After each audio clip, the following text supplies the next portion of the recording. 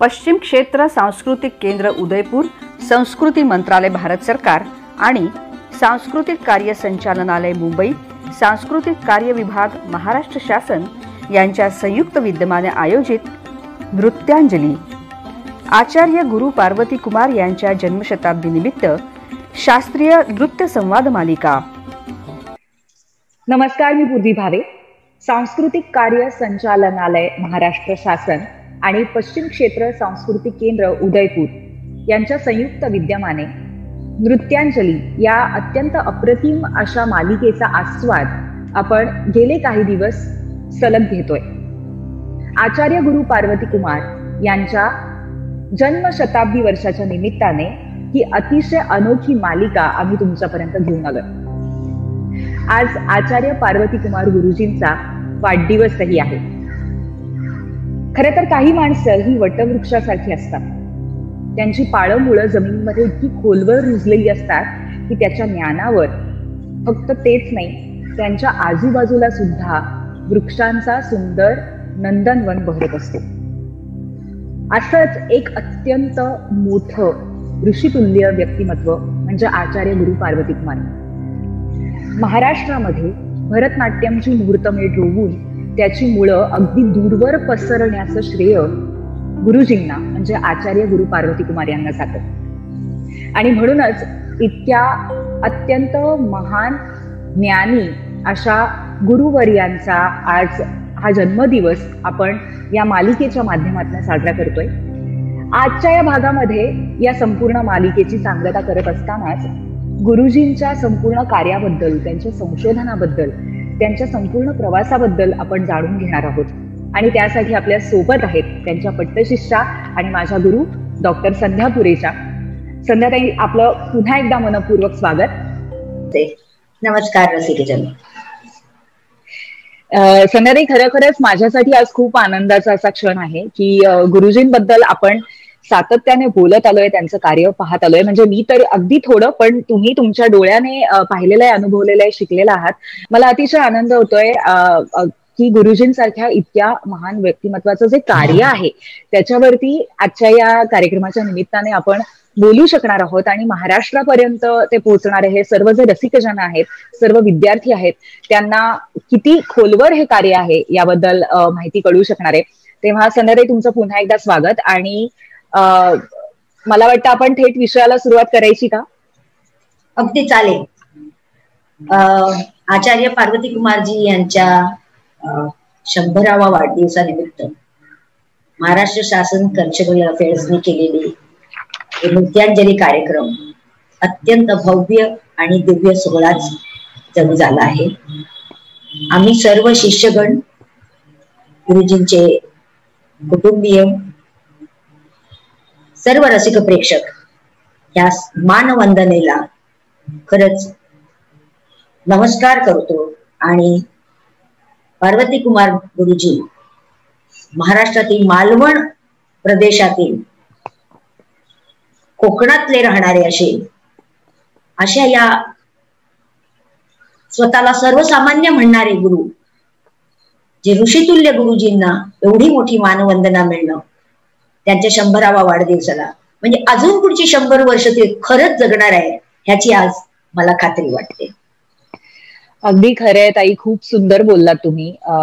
गुरुजींना असलेली ही मानवंदना अत्यंत त्यांचं कार्य आहे त्याच्या रूपाने योग्यच आहे आणि ती अत्यंत गरजेची होती। त्यामुळे शासनाचे आपण खूप आभार मानले पाहिजेत की असा सुंदर कार्यक्रम या निमित्ताने झाला।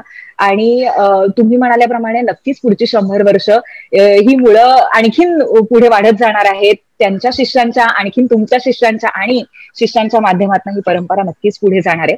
पण आपण अगदी सुरुवातीला जेव्हा बीज रोवलं गेलं होतं त्यापासून सुरुवात करूया।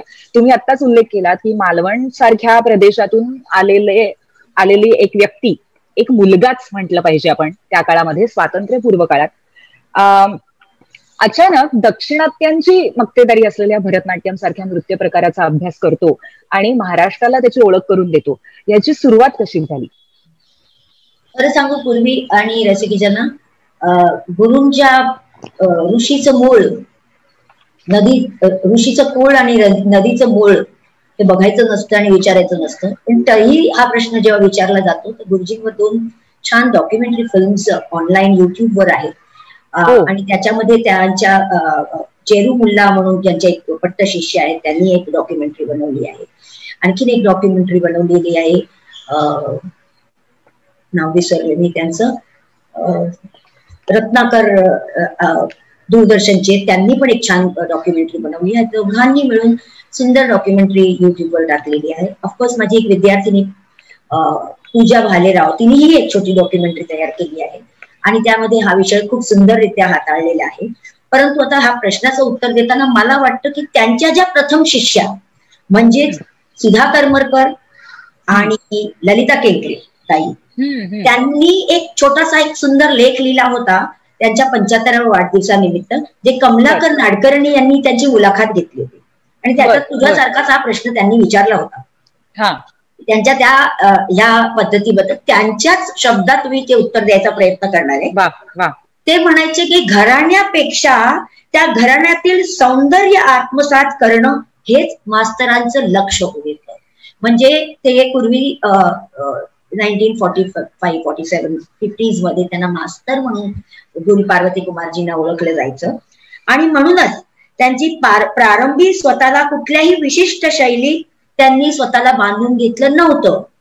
आणि तसं केलं असलं तरी इतर शैलीतला उत्तमाला जे काही उत्तमात उत्तम होतं ते त्यांनी ग्रहण केले होतं आणि त्याच्यामध्ये भरतनाट्यम शैलीचं शिक्षण त्यांनी गुरु चंद्रशेखर पिल्लई यांच्याकडे घेतलं आणि विविध संरचनाचे आकृतीबंधांचे शिक्षण त्यांनी गुरु महालिंगम पिल्लई मुंबईकडे मध्ये घेतले व श्रीमती मैलापूर गौरी अम्मा ह्या देवदासी यांच्याकडे जाऊन त्यांनी त्या भरतनाट्यम नृत्याचे शिक्षण घेतले. कथाकलीचं नृत्य शिक्षण त्यांनी गुरु करुणाकर पणीकर यांच्याकडे घेतले आणि कथ्थक नृत्याचं शिक्षण त्यांनी गुरु रतिकांत आर्य आणि गुरु सुंदर प्रसाद यांच्याकडून प्राप्त करण्याचा प्रयत्न केला. आणि हे जरी नृत्य शिकत होते त्यावेळेला सुधा करमरकर म्हणा किंवा सुधाताई म्हणा किंवा ललिताताई म्हणा, ते तर नाट्य क्षेत्रात आले, अभिनय क्षेत्रात पुढे आले. मग प्रश्न असा विचारला गेला होता की तुम्हाला नाट्य क्षेत्रात या नृत्याचा काय खरंच प्रभाव पडला का? त्याच्यावर त्यांनी उत्तर दिलंय की आम्हाला पुढच्या सगळ्या रंगमंचीय आविष्कारातून सतत त्यांची शिकवण उपयोगी पडत गेली. कारण मास्तरांचं नृत्य शिक्षण म्हणजे केवळ नाचण्यात गुणवत्ता प्राप्त करणं एवढंच नव्हतं, तर ते आम्हाला नृत्याबरोबर डौलदार हालचाली कशा करायचं, कसं उभं राहायचं, कसा मुद्राभिनय करायचा हेही शिकवणं होती आणि हेही ते करून दाखवायचे. संस्कृत श्लोकांवरचा मुद्राभिनय ही शिकविला जायचा त्या काळी आणि ते मुद्राभिनय करताना या श्लोकांचा अर्थ समजवून सांगायचे. आणि व्यावसायिक रंगभूमीवरच्या माझ्या पहिल्याच नाट्यनिकेतनच्या रंभा या नाटकात माझी नृत्य प्रधान भूमिका रंभा नाटकात भरतनाट्यम शैलीच्या नृत्य रचना मास्तरांनीच बसविल्या होत्या आणि म्हणूनच ती भूमिका आणि नृत्य मी आत्मविश्वासाने करू शकले. म्हणजे नृत्य प्रशिक्षणाबरोबरच म्हणजे ते स्वतः शिकत होते, त्याबरोबर ते शिकवत देखील होते. कारण त्यांना जे काही 2 किंवा 3 रुपये मिळायचे त्याच्यातनं त्यांनी नृत्य फीस स्वतः शिकायचे, त्याची फीस भरायची आणि त्याचा ट्रामचा खर्च करायचा, परत घरात देखील द्यायची. अशी खूप साऱ्या जबाबदाऱ्या त्यांना होत्या आणि त्या जबाबदाऱ्या पार पडत पडत त्यांनी त्याबरोबर नृत्य शिकवण्याबरोबर कोरिओग्राफीकडे वळले. म्हणजे त्यांनी नाटकांमध्ये अशा खूप सारी नाटकं आहेत ज्याच्यामध्ये त्यांनी नृत्याचं दिग्दर्शन केलं. त्याचबरोबर त्यांनी फिल्म म्हणजे खूप सारे फिल्म होत्या ज्यामध्ये त्यांनी स्वतःच्या कोरिओग्राफीचं प्रदर्शन केले. आणि त्या फिल्मची नावं तुला सांगते अगदी. 1950 ते 1968 ह्याच्या काळादरम्यान त्यांनी हिंदी फिल्म दाग दाग, गौना, बादशाह,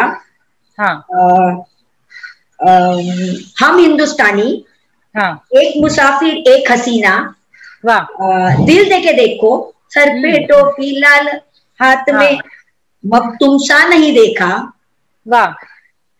काले गोरे, मिस्टर एक्स, अशी खूप फिल्म मध्ये त्यांनी कोरिओग्राफी केली आहे. आणि तुला ही बॅले म्हणजे Indian National Theatre, Damu Zaveri आणि मालती झवेरींचं इंडियन नॅशनल थिएटर मध्ये त्यांनी अगदी Dekh Teri Bambai, Discovery of India, Sita Haran, Sandok, Bharat Ek Khoj, Rhythm of Culture, Discovery of India, Krishna Leela अशा 1942 पासून ते 1983 पर्यंत त्यांनी सुंदर नृत्य नाट्य बसवली. आणि ह्या नृत्य नाट्य जे स्वतःचे त्यांचे जे अनुभव त्यांनी व्यक्त केले होते ते पुस्तक स्वरूपात. आणि 1975 त्यांच्या 75व्या वाढदिवसाला निमित्ताने आम्ही एक अमृत महोत्सवी कार्यक्रम केला होता. त्या पुस्तकामध्ये आज देखील आहे. तदनंतर त्यांच्या वेगवेगळ्या चतुरंग प्रतिष्ठानचं जेव्हा त्यांना अवॉर्ड मिळाला होता तेव्हा जी डायरी काढण्यात आली होती त्याच्यातही त्यांच्या आयुष्यातल्या वेगवेगळे पैलू आणि वेगवेगळ्या लेखकांनी लिहिलेले त्यांच्याबद्दलचे मत आणि उद्गार त्याच्यात आहेत. सो त्यांचा हा जो सुरुवातीच्या काळाचा पहिलं प्रशिक्षण घेणं, प्रशिक्षण घेता घेता शिकवतानाच त्यांनी त्याचबरोबर नाट्यामध्ये कोरिओग्राफी करणं, नृत्य फिल्म मध्ये कोरिओग्राफी करणं आणि असे इंडियन नॅशनल थिएटरच्या बॅले ग्रुप मध्ये स्वतः कोरिओग्राफर म्हणून एक वेगळं अस्तित्व उभं केलं. आणि ही त्यांची यात्रा 1942 पासून सुरू झाली. ती आज मितीपर्यंत चालली. कारण आज मिती ह्याच्यासाठी म्हणते की त्यांनी बसवलेले वेगवेगळे लहान मुलांची नृत्य नाट्य, पंचतंत्र म्हणा किंवा अपना हात जगन्नाथ म्हणा, चंद्रशालेचा, दुर्गा झाली गौरी म्हणा, म्हणजे अजरामर अशी जी नृत्य नाट्य त्यांनी बाल नृत्य नाट्य बसवलेली, ज्यांच्यामुळे आणि त्या शिक्षणांमुळे आज ते आणि त्यांच्या शिष्यगणांमुळे ज्यांनी याचा प्रचार आणि प्रसार सतत करत राहिले आहेत त्याच्यामुळे ते अमर राहिलेलं आहे. अगदी तुला मला म्हणजे आठवतंय की मी तर खूपच लहान होते. मी तुला म्हटलं, तुम्हाला सर्वांना माहिती असेल की मी 6वी 7वीत गुरुजींना भेटले आणि जेव्हा नृत्याची वेगळी आता लहान मुलांना मी नृत्य शिकवतच नाही असं त्यांनी म्हणायला सुरुवात केली होती.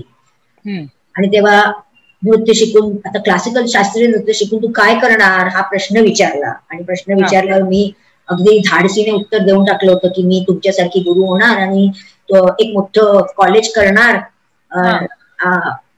आणि तुमचं नाव लौकिक करणार. म्हणजे त्यावेळेला काय हे सगळं होतं आणि कसा तो उत्तर आलं होतं, कसं आलं होतं माहित नाही. परंतु गुरुची ती आभास अशी होती की त्याच्याकडे नतमस्तक होऊन बस ह्यांच्या पायाशी बसून काहीतरी आपल्याला शिकायला मिळेल असं वाटलं. आणि त्या उत्तरानंतर पार्वती कुमारांनी माझा स्वीकार केला. आणि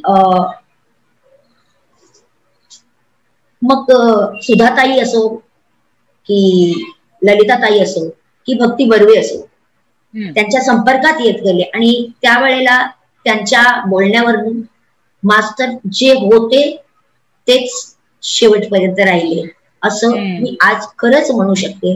म्हणजे त्यालाच ऋषी म्हणतात की जे बोलतात तसेच वागतात.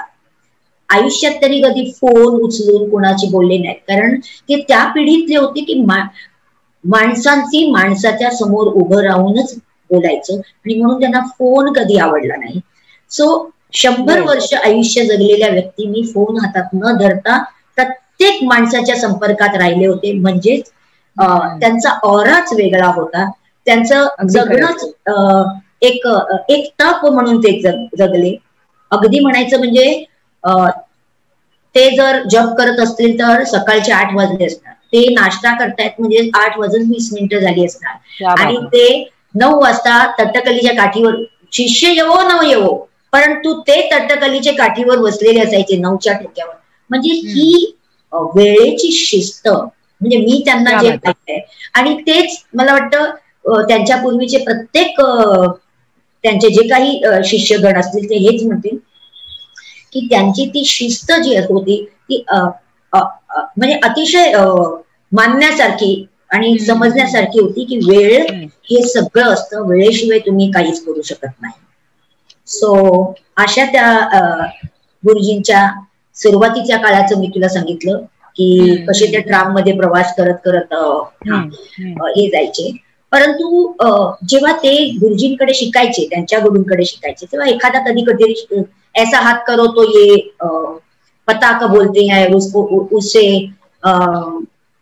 तर ते जे म्हणायचे पताका असतात कुठून आला किंवा याचा तुम्ही असं विनियोग सांगता तो कुठून, म्हणजे ती जी जिज्ञासा होती त्यांची जाणून घ्यायची की बाबा हे कसं आणि कुठून आहे. म्हणून त्यांनी स्वतःहून, जरी ते स्वतः संस्कृत पंडित नव्हते किंवा मराठी इंग्रजी किंवा कुठल्याही भाषेचे MA PhD न झालेले असताना त्यांनी स्वतः संशोधन सुरुवात केली आणि बघता बघता किंवा शोधता शोधता जेव्हा त्यांना हे अभिनय दर्पण ग्रंथ मिळाला तेव्हा ते ग्रंथाचे श्लोक त्यांना पाठ करावेसे वाटले आणि म्हणून ते इथून ते तिथे ट्राम मध्ये जात असताना कान बंद करून ते एका चिठ्ठीवर श्लोक लिहून काढायचे आणि ती चिठ्ठी स्वतःच्या खिशात ठेवायचे आणि जर श्लोक पाठ करायचे आणि जर एका दिवसात एक श्लोक पाठ नाही झाला तर त्या दिवशी जेवायचं नाही असं त्यांनी ठरवलं होतं. असं त्यांनी स्वतःला सुसंस्कृत करून संस्कृत भाषेवर प्रभुत्व मिळवून त्या ग्रंथाचं दृश्य श्राव्य नृत्य मंचन करेपर्यंत त्याची साधना केली. म्हणजे असे हा गुरुजींचा प्रवास मला त्या ट्रामची आणि ती गोष्ट का आठवते कारण त्यांनी मला जेव्हा एक 6वा अध्याय नाट्यशास्त्राचा पाठ कर, मी तुला 10,000 रुपये देईन असं सांगितलं होतं आणि तेव्हा मला त्यांनी हे सांगितलं होतं की मला श्लोक पाठ करायचे होते आणि मी एक एक श्लोक चिठ्ठीवर लिहून पाठ करायचं होतं. तर तू पण तुझं माध्यम तू शोधून काढ की तुला कसं पाठ होईल. आणि देवाच्या कृपेने नाट्यशास्त्राचा 6वा संपूर्ण अध्याय आणि 7वा संपूर्ण अध्याय मी त्यांना पाठ करून एका गुरुपौर्णिमेला म्हणून दाखवला, गुरुदक्षिणा म्हणून दाखवला होता. आणि ऑफकोर्स त्याच्यात खूप चुका पण होत्या, काही आठवत नव्हतं म्हणून मला 10,000 रुपये नाही मिळाले पण मला 1,000 रुपये नक्की गुरुजीने दिले होते आणि आजही मी ते जपून ठेवलेले आहे. वा संध्याताई, तुम्ही म्हणताय की 10,000 रुपये नाही मिळाले कारण चुका होत्या, पण चुकांची संकल्पना पण गुरुजींची खूपच वेगळी होती कारण त्यांचा परफेक्शनचा मागे असलेला अट्टहास इतका जास्त होता की कदाचित त्यांना ज्या चुका वाटतात त्या आपल्या काळामध्ये, आमच्या काळामध्ये चुका म्हणून गणल्याही जात नाहीत. आणि दुसरं म्हणजे तुम्ही एक वाक्य म्हणालात पण कदाचित आमच्या पिढीसाठी आणि आमच्या पुढच्या पिढीसाठी खूप मार्गदर्शक असं वाक्य आहे की आयुष्यात कधीही फोन नाही वापरला. आणि त्यांनी त्यांचं 100 वर्षाचं आयुष्य असेल तर त्यांनी 500 वर्षाचं काम करून ठेवलेलं आहे. कदाचित त्याच्या मागे हे एक खूप महत्वाचं कारण असेल आणि म्हणूनच लोक घरी जाऊन त्यांना प्रत्यक्ष भेटत असत, इतका ज्ञानाचा साठा त्यांच्याकडे होता आणि आजही तो ओसंडून वाहतोय. ताई, तुम्ही त्यांच्या बॅलेज बद्दल, कोरिओग्राफीज बद्दल सांगितलं, आविष्कार चंद्रशालेबद्दल पण सांगितलं. तर असा हा ज्ञानाचा स्रोत गुरु पार्वती कुमारांच्या ठायी होता आणि त्यामुळे असंख्य लोक सातत्याने थोडंसं त्यातलं ज्ञान प्राप्त करण्यासाठी त्यांच्याकडे सातत्याने जात असत आणि आजही त्यांच्या पुस्तकांच्या माध्यमातून हे ज्ञान मिळवण्याचा प्रयत्न करतात. पण ताई, त्यांची नृत्य शिकवण्याची शैली ही अतिशय वैशिष्ट्यपूर्ण होती. ही जी शिस्त तुम्ही म्हणाला की त्या वेळेला ती गोष्ट घडलीच पाहिजे, तशीच शिस्त त्यांच्या शिकवण्यात सुद्धा दिसायची आणि जोपर्यंत एखादी गोष्ट त्यांच्या मनाप्रमाणे होत नाही तोपर्यंत ते कधीच पुढे गेलेले मी तरी पाहिले नाहीये, आणि तुमच्या बाबतीमध्ये तर ते आणखीनच कठीण असणार आहे. तर त्याबद्दल मला थोडंसं सांगाल का? गोड प्रश्न विचारला. शिस्त, जसं मी म्हटलं की ते शिष्य येवो न येवो ते तट्टकली घेऊन बसलेले असायचे. त्यांचा वेळ झाला की ते बरोबर 2 मिनिटं अगोदर बसायचे. तर त्या मागचं एक सुंदर त्यांनी माझी पहिल्या दिवशी, ज्या दिवशी गुरु पौर्णिमेला मला पहिल्या दिवशी 78 हे नारळ घेतलं, त्या दिवशी त्यांनी मला एक सुंदर श्लोक दिला. यत्तदग्रे विषमिवम परिणामे अमृतोपमम तत्सुखम सात्विकम प्रोक्तम आत्मबुद्धी प्रसादजम. म्हणजे सुख हे कशाला म्हणतात, ज्याची सुरुवात आपल्याला विषासारखी वाटते परंतु त्याचा परिणाम अमृततुल्य असतो, अशा सुखालाच सात्विक सुख म्हणतात. नाहीतर तुम्हाला सुरुवातीला फार डिफिकल्ट हे नीती, नियम, शिस्त, हे त्यांचे विचार, त्यांची शैली, हे सगळं तुम्हाला जेव्हा तुमच्या नृत्यात आणायचं असतं, तुमच्या आयुष्यात आणायचं असतं, तेव्हा हे सगळं तुम्हाला फार कठीण वाटतं, विषासारखं वाटतं, नको वाटतं, पळून जावंसं वाटतं. पण त्याचा परिणाम आज आपण भोगतोय हे खूप वर्षानंतर आपल्याला कळत असतं.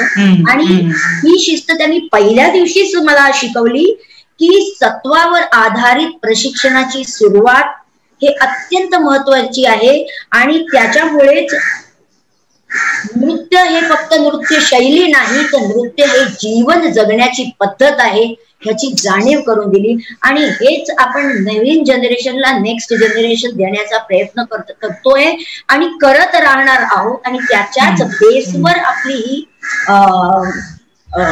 बेसवरच ही घरी गुरु शिष्य परंपरा आता निघून गेली आहे. आता समजा आपण स्कूलमध्ये शिकवतोय, कॉलेजेसमध्ये शिकवतोय, पण ही नीती मूल्य आपण कायम ठेवली पाहिजेत. आणि त्याच्याच, कारण परिवर्तन ही जीवन आहे, परिवर्तनाशिवाय पुढे जगता येत नाही हेही गुरुजींनी शिकवलंय. पण शास्त्रात रूढी बलिष्यसी, म्हणजे शास्त्र शिकत असताना रूढी किंवा परंपरेला खूप मान द्यायला हवं हेही त्यांनी शिकवलं आहे. आणि म्हणूनच परंपरेत आपले जे काही प्रशिक्षण आपण घेत असतो त्याच्यात कुठलाही न बदल करता आपण हळूहळू पुढे जाणार आहोत. आणि तरीही त्याच्यात परिवर्तन होत राहणार आहेत. आणि त्या परिवर्तनात त्या मूल्यांची देणगी त्यांनी आपल्याला दिली. म्हणजे कुठल्याही बॅलेमध्ये त्यांनी कथ्थकचा वापर केला किंवा कुठल्याही बॅलेमध्ये त्यांनी भरतनाट्यमचा वापर केला. म्हणजे दुर्गा झाली गौरीमध्ये, दुर्गा जेव्हा खूप चिडते तेव्हा तांडवाचा एक जती ठेवलाय त्यांनी आणि त्या जतीवरती तांडव करते. पण तिथे तो तांडव करत असताना भरतनाट्यम शैलीचा तसंच त्यांनी नृत्य आविष्कार दिला. त्याच्यानंतर अग्रांग तांडव त्यांनी कथ्थकचे बोल वापरले आणि तिथे कथ्थक शैलीतले तोडे तुकडे परण आणि चक्री भ्रमरी वगैरे घ्यायला लावली. म्हणजे संप्रदायातील परंपरेची जोड कशी तुम्ही नवीन नृत्य नाट्यामध्ये लोकांपर्यंत घडवून पोहोचवू शकता. मला एक देखतेरी बंबईचं उदाहरण त्यांनी सांगितलं होतं. म्हणजे ट्रॅफिक पोलीस ज्यावेळी मुंबईचा दाखवत असताना त्यांनी तत्कार वापरून पोलीस कसा हात, म्हणजे त्या एक उदाहरण दिलं होतं. त्याच्यानंतर त्यांनी आयुष्यातला सिम्बॉलिक गोष्टीचा, म्हणजे इन बिटवीन द लाईन कसं रीड करायचं. तर ते म्हणाले की जवाहरलाल नेहरूची डेथ दाखवायची होती त्यांना डिस्कवरी ऑफ इंडियामध्ये ऍट द एंड. सो कसं दाखवलं होतं, एक सुंदर गुलाबाचं फुल घेऊन एक नर्तकी आली आहे आणि त्या गुलाबाच्या फुलाच्या पाकळ्या सगळ्या खाली पडत आहेत आणि एक सॅड मागे म्युझिक चालू आहे. See the choreographer's vision of showing the death. So माझं म्हणणं असं आहे की तुम्ही वाचन कसं करायचं. कारण डिस्कवरी ऑफ इंडिया लिहिल्यानंतर आपण वाचल्यानंतर डेथ वाचतो, दाखवायचं कसं खरंच दृश्य श्राव्य स्वरूपात ते कसं दाखवायचं. किंवा भरतनाट्यम शैली किंवा कथाकली शैली किंवा कथ्थक शैलीचा उपयोग आपल्या नृत्य नाट्यामध्ये लोकाभिमुख होऊन लोकांना कळेल असं कसा त्याचा वापर करायचा, ही त्यांची देणगी आहे. आपल्या जगाला त्यांची देणगी, मोठी देणगी आहे. आणि हे तर मी 2-3 उदाहरणं सांगितली, अशी कित्येक उदाहरणं आहेत की जेव्हा दुर्गा झाली गौरीमध्ये, दुर्गा जेव्हा रागवते आणि तांडव करते आणि ती बोटीमध्ये निघून जाते आणि तिकडे नदीमध्ये पूर येतात आणि अख्खा सीन दाखवताना त्यांनी महाराष्ट्राच्या कोळी नृत्याचा वापर केलाय. See the folk dance to be used in a dance ballet in which format. किती सुंदररित्या ते गुंफण आहे. आणि ही गुंफण म्हणजेच ऑफकोर्स ही गोष्ट आम्हाला ही गोष्ट तुम्हाला शिकवली जात नाही. तुम्ही त्यांच्या बरोबर राहून त्यांच्या राहत असताना त्यांनी हा इकडे त्याचा वापर कसा आणि कुठे आणि कशा रीतीने केलाय हे जेव्हा शिकत जातात तेव्हा तुम्हाला खूप अशी विदूषक, दुर्गा झाली गौरीचा विदूषक, म्हणजे निशिगंधा स्वतःचा अनुभव सांगणारच. नमस्कार. आचार्य गुरु पार्वती कुमारांचं जन्मशताब्दी वर्ष शासन साजरं करत आहे आणि त्यांच्या सन्मानाप्रित्यर्थ नृत्यांजली हा कार्यक्रम सादर होत आहे. मी स्वतःला अत्यंत भाग्यवान समजते की आचार्य गुरुजींच्या छत्रछायेखाली शिकण्याचं भाग्य परमेश्वराने मला दिलं. आणि ज्याला म्हणतो ना आपण परिसस्पर्श, तसा परिसस्पर्श होता गुरुजींच्या आशीर्वादामध्ये. दुर्गा झाली गौरी हे माधव साखरदांडे लिखित आणि आविष्कार चंद्रशाळा निर्मित ज्या वेळेला नाटकात काम करत होते, नृत्य नाटकामध्ये, त्यावेळेला अवघी 6वीत होते आणि विदूषकाची भूमिका मला दिलेली होती आणि ती फारच सुंदर भूमिका होती, म्हणजे अशी लक्षात राहणारी होती.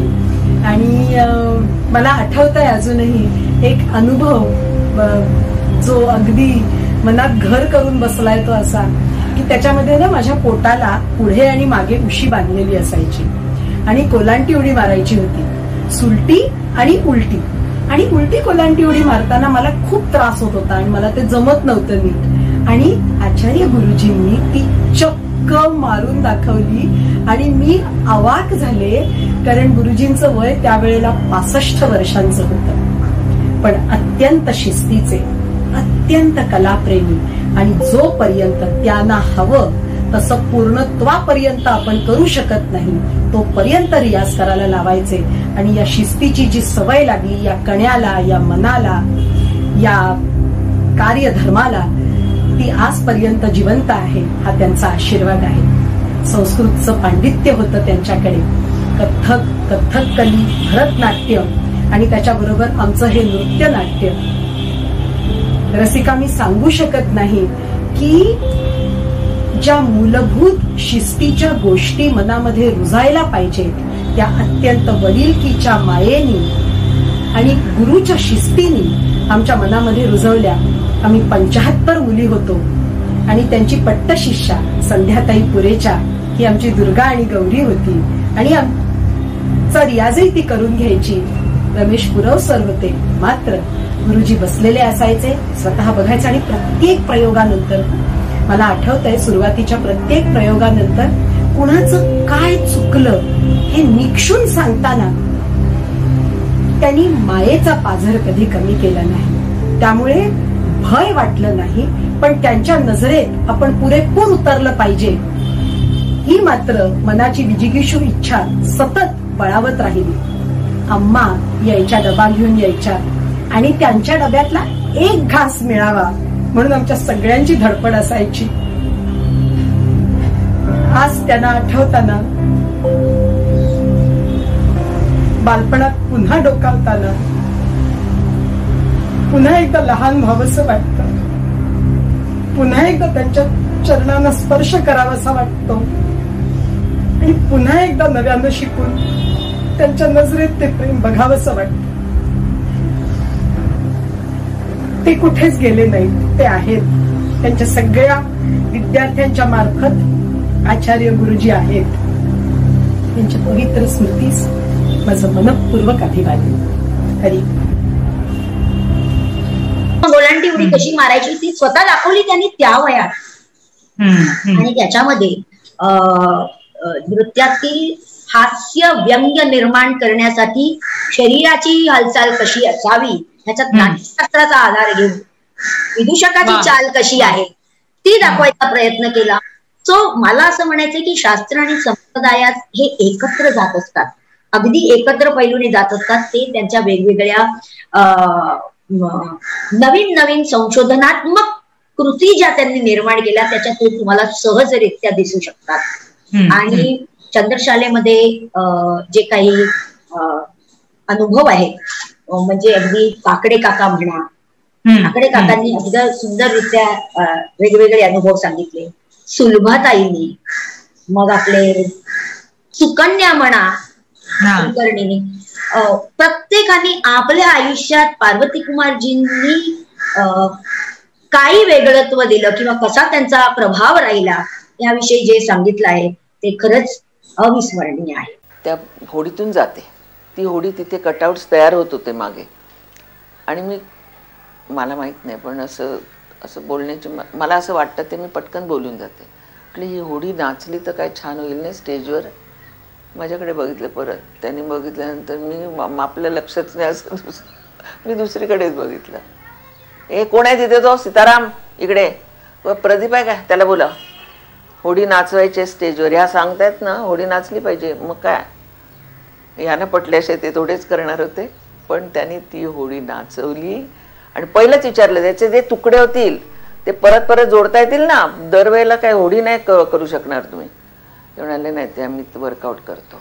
आणि मग ती होडीचं नाचणं, त्याच्यानंतर लाटा आणि तो सीन, आणि नंतर तिचं बुडणं, त्याच्यामध्ये त्यांनी जे काय वापरलं होतं, म्हणजे प्रत्येकाला त्यांची जी कल्पना होती ते प्रत्येकाला सांगायचे, वर्कआउट करून घ्यायचं आणि तसंच्या तसं झालं पाहिजे. परफेक्शन आल्याशिवाय ते कोणाला सोडायचे नाही, त्यांची खासियत. माझ्या एका गुरुनी सांगितलं म्हणून मी दुसऱ्या गुरुकडे गेले. माझे गुरु अलकाजी नाट्य शिक्षणाचे, आणि त्यांच्याकडे मी नाट्यशास्त्राचा आता अभ्यास करायचा असं म्हणून ते इंग्रजीमध्ये पुस्तक होतं, ते वाचायचे आणि मला काहीही कळायचं नाही. तर ते म्हणाले की विजय असं नाही, you have to find a teacher for this. तुला कोणीतरी हे समजून सांगून, आणि त्याच्यासाठी शरीर कसं वापरलं जातं तर तू शोध कोणाला तरी, कारण मी काही तुला हे सांगू शकणार नाही. अचानक मास्तरांच्याकडे आले, पार्वती कुमारांच्याकडे, कारण मी तेव्हा मामा वरेरकरांच्याकडे पुष्कळ जात असे, त्यांची लेखनिक म्हणून. आणि मग अर्थात मला लिहिता यायचं नाही चांगलं, मग त्यांचा आरडाओरडा खाऊन पण मी लिहून द्यायला पत्र त्यांची जात असे. तर तिकडे मला पार्वती कुमार भेटले होते. म्हटलं अरे मग यांनाच का नाही विचारू, म्हणून मग त्यांच्याबरोबर शिकायचं असं ठरलं.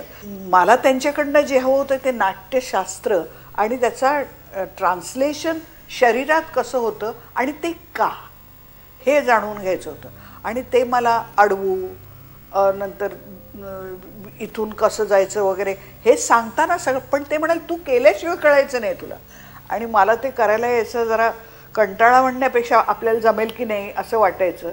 आणि मग त्यात आमच्या गप्पाच अधिक व्हायच्या, पण त्या गप्पा मी कधीही विसरणार नाही. कित्येक वर्षांनी मग मी संस्कृत थिएटरकडे वळले, आणि त्याच्यासाठी मग मला गोके भट वगैरे द ग गोडसे ही मंडळी माझ्याबरोबर होती. पण त्या चर्चा करत असताना माझ्या असं लक्षात आलं की हे गुरुजींनी मला त्यावेळेला जे सांगितलं होतं ते अजूनही कुठंतरी आहे. त्यामुळे मी असं म्हणेन की मिळत नाहीत असे गुरु जे तुमच्याबरोबर तुमच्या अनुभवाचा एक भाग बनून राहतात. ते तेवढ्यापुरतं शिकवणं नसतं, तुमच्या आयुष्याचा एक भाग असतो. ते अतिशय वाईट विद्यार्थिनी असून सुद्धा मला मास्तरांच्याकडे मिळालं. आणि मग आमची भक्ती तर त्यांचीच विद्यार्थिनी होती, त्यामुळे सतत त्यांच्याविषयी ऐकत आले, त्यांच्याविषयी माहिती होत राहिली. त्यांनी जे आविष्कारसाठी काम केलं होतं लहान मुलांच्यामध्ये तेही पाहत राहिले. तर त्यामुळे आपण खूप वर्षापूर्वी मास्तरना कधीतरी एकदा भेटलो होतो असं नाही वाटत, ते आपल्याच आयुष्याचा एक भाग वाटतात. नमस्कार. 1 जानेवारी 1979 हा दिवस आमच्या संस्थेसाठी फार महत्त्वाचा आहे. त्या दिवशी आम्ही आमच्या बालनाट्य विभागाचं चंद्रशाळेचं दादांच्या हस्ते उद्घाटन केलं. हा दिवस आमच्या दृष्टीने फार महत्त्वाचा आहे. तेव्हापासून दादांच्या सृजन प्रवासाला आम्हाला लाभला. हे आमच्या संस्थेचं फार मोठं भाग्य आहे. तेव्हापासून दर रविवारी आमच्या छबिलदासच्या शाळेमध्ये दादा आमच्या कलाकारांना शिकवायला येत असत अखंडपणे दर रविवारी. आणि ही प्रशिक्षण प्रक्रिया सुरू झाली. दादा शिकवताना त्यांना वेळेचं भान नसायचं, तहान भूक हरपून जायचं. आणि आमचे बालकलाकार तेही त्यांच्याशी समरस होऊन ते शिकतात, ते ग्रहण करायचं. हे दृश्य आज पाहायला मिळत नाही. दादामुळे आम्हाला ते भाग्य लाभलं. त्यानंतर दादाची जी सृजन प्रक्रिया आहे, मी थोडक्यातच सांगतोय, मला खूप बोलावं असं वाटतं पण थोडक्यात सांगतो.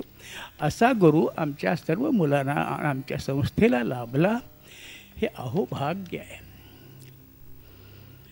दादांच्या सर्जनशीलतेबद्दल थोडक्यात सांगतो. असा गुरु, असा सृजन, एवढी प्रतिभावान दिग्दर्शक, नृत्य दिग्दर्शक आम्हाला मिळाला, आमच्या संस्थेला मिळाला.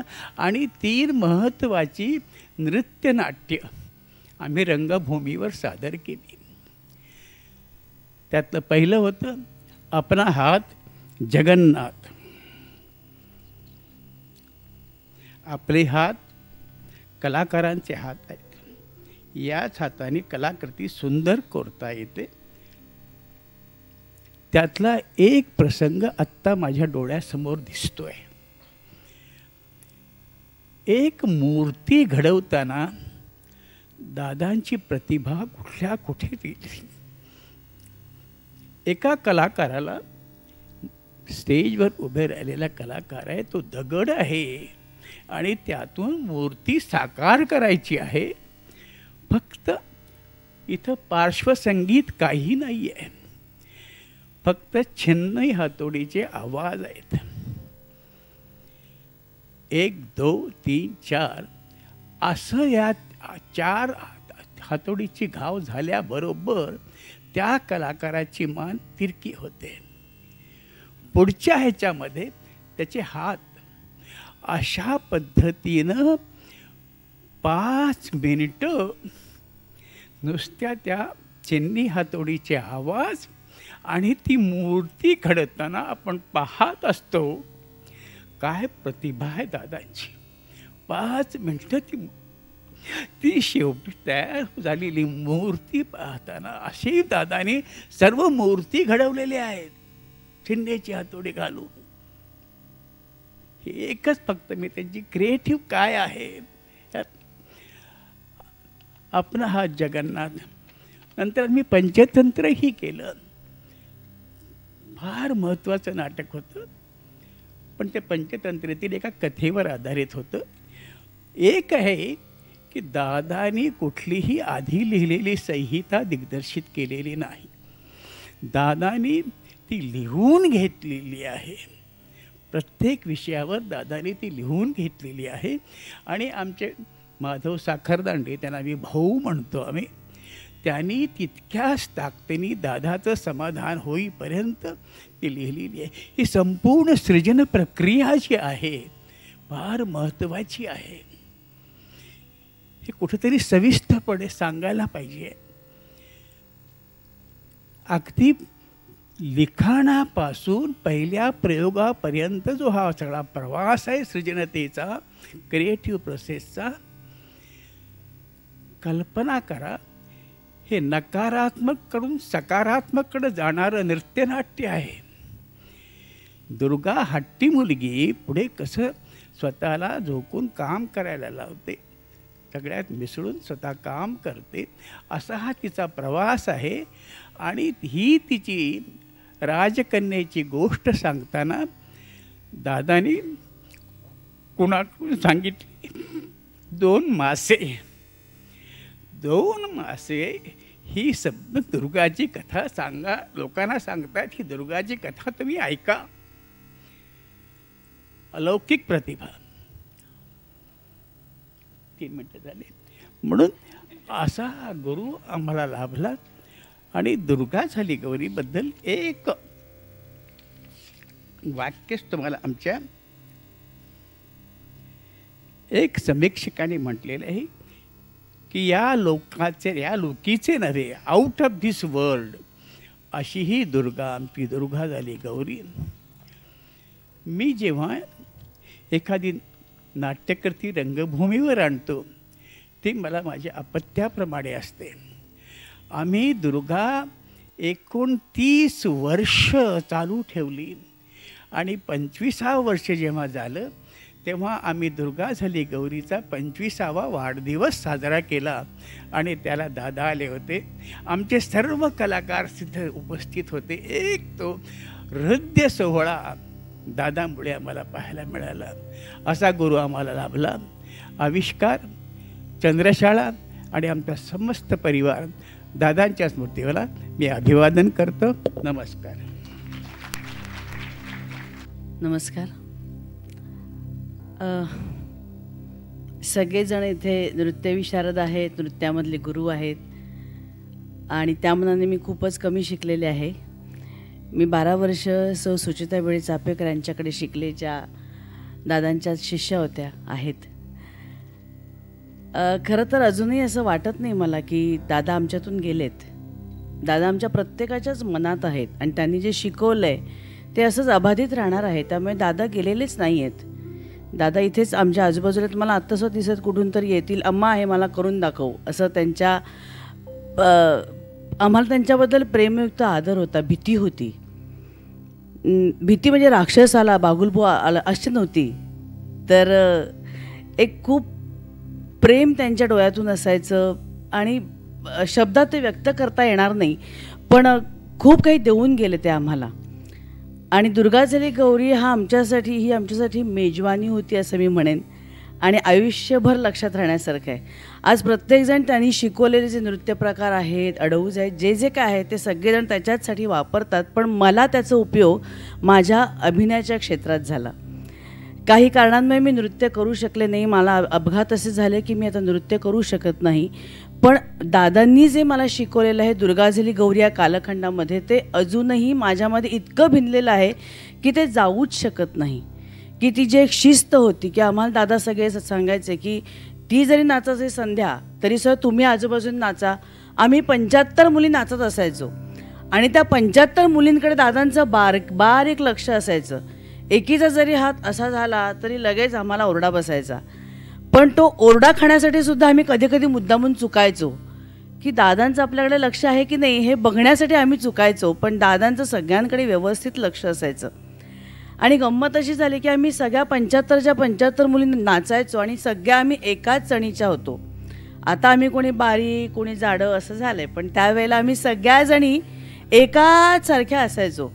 त्यावेळी आम्हाला प्रत्येकीचे कपडे प्रत्येकीला व्हायचे आणि ते आम्हाला येत असल्यामुळे आम्ही आमच्यातच बदलून घ्यायचो. आज तू कोळी कर ना, मला माळीण करायचे. आज जरा गवळण कर ना, मला किरणं करायचे. कारण ते प्रत्येकच स्टेप अशी असायची ना की आपल्याला हे करायला मिळालं पाहिजे ना, आपण हे मला का नाही दादांनी ह्याच्यात घेतलं, आम्हाला सगळ्यांनाच सगळं करायचं असायचं. तर त्याच्यामुळे मला अशी सवय झाली. आज मी जेव्हा नाटकात काम करते, मालिकांमध्ये काम करते, तेव्हा फक्त माझाच भाग मी वाचत नाही, तर समोरचा काय बोलणार आहे, समोरच्याची काय रिॲक्शन असू शकेल, हे आपोआप माझ्या डोक्यात चालू राहतं की समोरच्याने अशी स्टेप घेतली तर मी कशी घ्यायला पाहिजे. किंवा आजकाल आमच्या क्षेत्रामध्ये जे नटनटी आले आहेत ना, त्यांना अचानक ते सिरियलमध्ये आले आणि अचानक ते सेलिब्रिटी म्हणून उदयाला आले. पण आम्ही जी मेहनत घेतलेली आहे की आम्हाला जे गुरु लाभले होते ना, त्याच्यामुळे आज आम्ही चुकूनसुद्धा आम्ही असे मरगळलेले असे चालूच शकत नाही. आम्ही असे कसं तरी उभंच राहू शकत नाही, कारण आम्हाला दादानी सांगितले की रुबाबच दिसला पाहिजे. तुम्ही चालताना डावा खांदा पुढे उजवा पाय पुढे, हे असंच आलं पाहिजे. आणि ते तसंच येतं. कधी हात असा राहिला असं आठवतच नाही, नेहमी हात असाच पाहिजे. किंवा भास्कराचा रथ निघाला, त्याच्यामध्ये तो खरोखर प्रेक्षकांना वाटलं पाहिजे की अरे हो रथ निघालाय.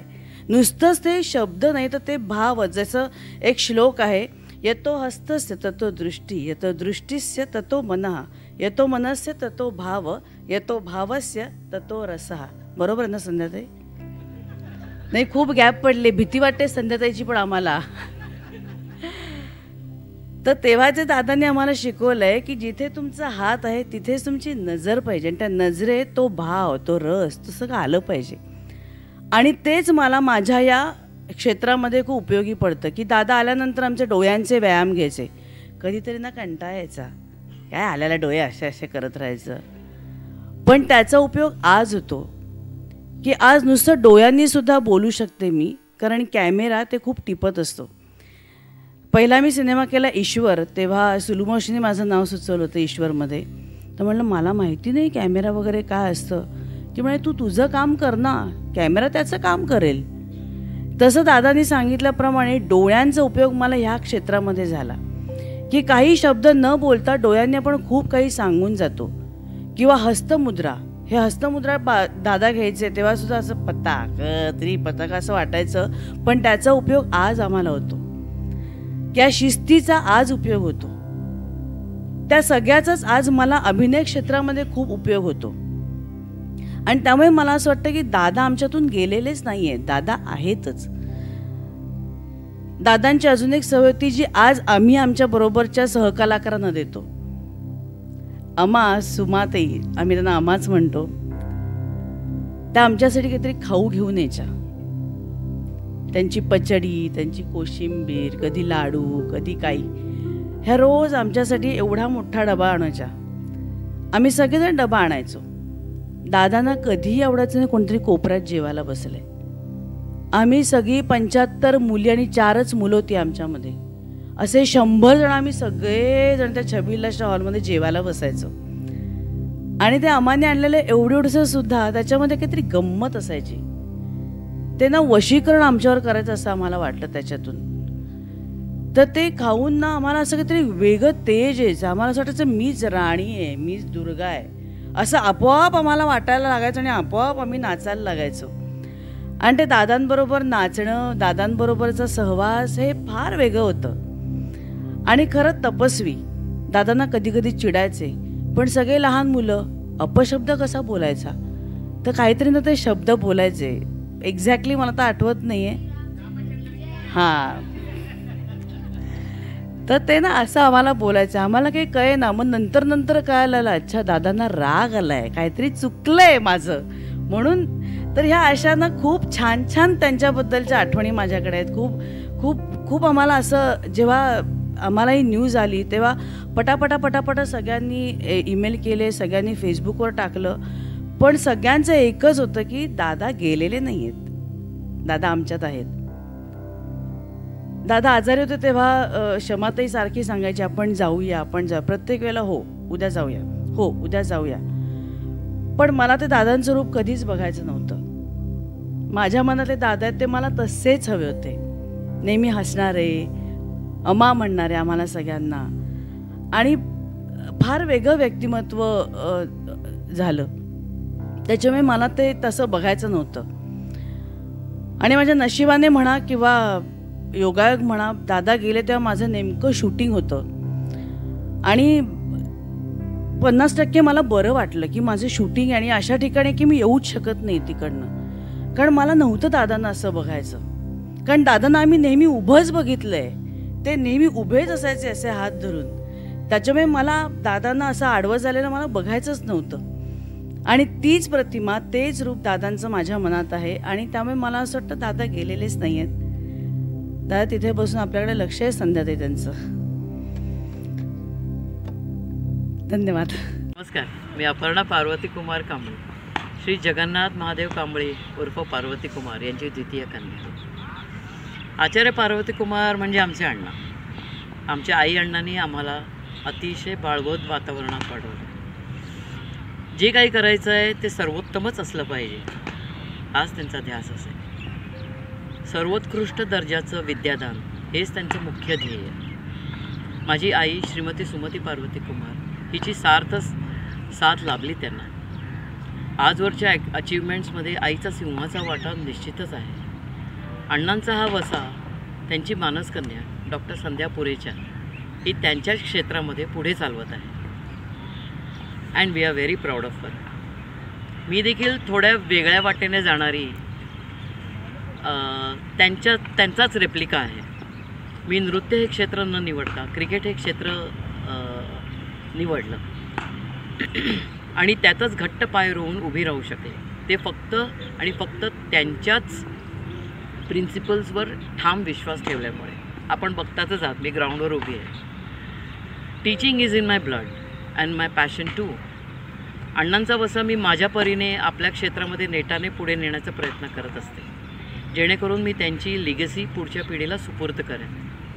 मी पुन्हा एकदा माझी आई व माझ्या दोन्ही बहिणी सौ अनुसूया आचरेकर व अंजना खक्कर यांच्यातर्फे महाराष्ट्र शासनाचे अनेक आभार मानते की त्यांनी एक साध्या सरळ गिरण गावातल्या गुणी कलाकाराचा आज सन्मान केला. आमच्या संपूर्ण परिवारातर्फे नृत्यांजली या कार्यक्रमास अनेक शुभेच्छा. धन्यवाद. आणि म्हणूनच मी तुला जे सांगत होते की गुरुजी जे शिकवतात ते शिकवत असताना जरी ते आपल्याला कठोर आणि वाटत असलं तरी ते आपल्या आयुष्यासाठी खूप महत्वाचं आहे. ते जाणण्याची शिष्यामध्ये पात्रता होईल. आणि अगदी खरे. आणि दुसरं म्हणजे कधीही त्यांनी डायरेक्टली ही रामाचा हात कर, भुवया खाली कर, हा भुवया मोठ्या कर असं करून अनुभव कधीच शिकवले नाही.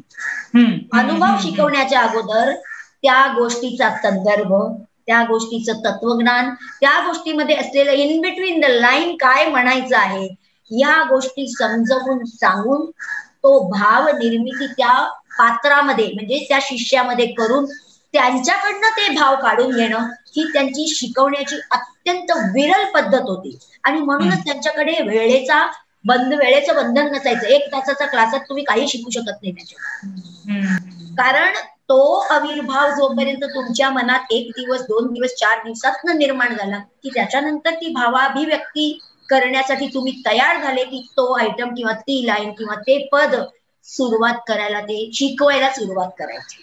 सो ही आगळी वेगळी पद्धत असायची. आणि अगदीच त्यांना वाटलं की आता हे गोष्टी सांगून पण होत नाही किंवा भावाभिव्यक्तीसाठी मग त्यांच्या त्या मुळात जायचे आणि पुस्तकं काढायला लावायचे.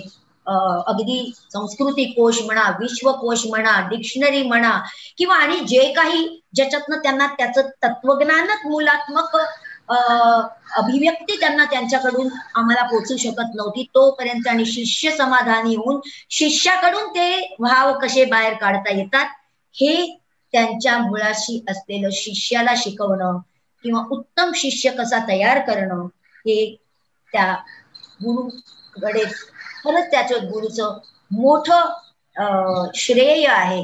आणि त्यांचा तो स्रोत आणि त्या स्रोतातले बिंदू आम्ही जरी शोधून तुमच्यापर्यंत पोहोचू शकलो तर आम्ही त्यांचे ऋणी आहोत. नाही, खरोखरच ताई, खरोखरच खूप प्रचंड मोठा गाढा साठा गुरुजींच्या ठाई होता. पण त्यांनी तुमच्यापर्यंत आणलेला तो स्रोत सुद्धा इतका मोठा आहे आमच्या दृष्टीने की त्याच्या जीवावरती सुद्धा जर आम्ही शिकलेलो असू काही काळासाठी तर त्यातून आम्हाला नक्कीच पुढची काही वर्ष त्या ज्ञानावरती काढता येऊ शकतात अशी आमच्या पिढीपर्यंत परिस्थिती आहे. म्हणजे तो स्रोत किती मोठा आहे यातून आपल्याला कळू शकतं. खरोखरच तुम्ही खूप सुंदर पद्धतीने त्यांची शिकवण्याची शैली सांगितली. आणि त्याचबरोबर एकीकडे कुठेतरी प्रचंड खोल शास्त्रांचा अभ्यास, शास्त्रोक्त पद्धतीने संस्कृतचा अभ्यास गाढ्या पातळीवरती करत असतानाच लोकांना समजेल असं लोकाभिमुख नृत्य नाटिकांच्या माध्यमातून लोकांपर्यंत पोहोचवतात अशी एक अत्यंत वेगळी पर्सनॅलिटी, दोन्ही ज्याला म्हणतात खोलवर आणि त्याचबरोबर लोकांपर्यंत सुद्धा ते नेणारं असं व्यक्तिमत्व होतं. नाही, तू आता जे बोललीस ते खरं आहे की गुरुजींचं बहुगुणित पैलू म्हणजेच ते नृत्याचार्य होते, ते बॅले कोरिओग्राफर होते, ते फिल्मचे नृत्य सर्जक होते, ते शास्त्रज्ञ होते. आणि या सर्वांचं मिळून सगळ्याचं वैशिष्ट्य म्हणून सांगायचं म्हणून की त्यांनी त्या शैलीचं त्या क्षेत्राचं वैशिष्ट्य ठेवून त्याची पारंपरिकता न तोडता त्यात नाविन्यपूर्ण आणि सर्जन करून रसिकांची दाद मिळवली. म्हणजेच त्यांनी नृत्याचं फ्युजन करायचा प्रयत्न न करता कुठेही त्यांनी केलं नाही. त्यांनी त्या प्रत्येक क्षेत्रात अशी उत्तम दर्जेदार कामगिरी केली की आजही प्रत्येक क्षेत्रात त्यांचं नाव उच्च दर्जाने घेतलं जात आहे. आणि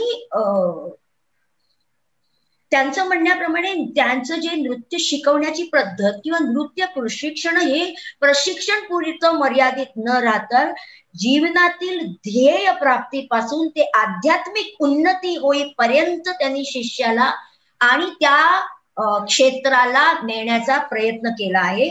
आणि त्या सगळ्यामुळे त्यांचं आहे की त्यांचा प्रचंड विश्वास त्यांच्या कार्यशैलीवर होता, कार्यपद्धतीवर होता, प्रणालीवर होता आणि ते ज्याही क्षेत्रामध्ये कार्य करत होते त्याच्यात आणि त्यांच्या शिष्यांवर होता.